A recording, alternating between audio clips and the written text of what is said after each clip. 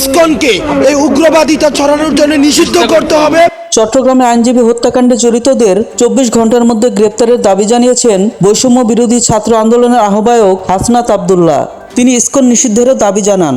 হাসনাত আব্দুল্লাহ বলেছেন, আমাদের দেশে সব ধর্মের সহাবস্থান থাকবে, আমরা সবার অধিকার রক্ষায় কাজ করব। কিন্তু ধর্মের দোহাই দিয়ে উগ্রবাদী সংগঠন পরিচালনা করলে বাংলাদেশে এক হাতও জায়গা দেওয়া হবে না। আমার ভাই সাইফুলকে নৃশংসভাবে হত্যা করা হয়েছে, এই ইসকনকে সন্ত্রাসী গোষ্ঠী হিসেবে নিষিদ্ধ করতে হবে। আজ বুধবার চট্টগ্রাম নগরের টাইগার পাস মোড়ে আইনজীবী সাইফুল ইসলাম হত্যার প্রতিবাদে এক বিক্ষোভ সমাবেশে অংশ নিয়ে কথা বলেন হাসনাত আব্দুল্লাহ। এ সময় তিনি ইসকন জঙ্গি, তারা স্বৈরাচারী সঙ্গী বলে স্লোগান দেন।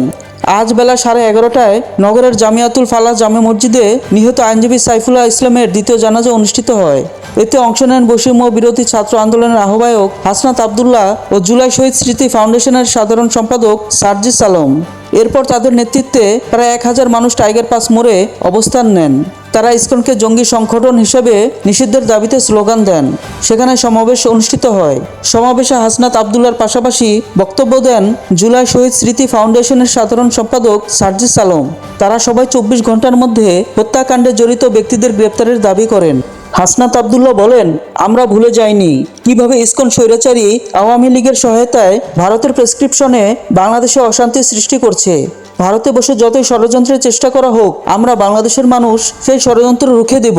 বিদেশে বসে আওয়ামী লীগ ফ্যাসিবাদী শক্তি দেশকে অশান্ত করার জন্য ষড়যন্ত্র করে যাচ্ছে। আমরা বলে দিতে চাই, আওয়ামী লীগের পুনর্বাসন এই বাংলাদেশে হবে না।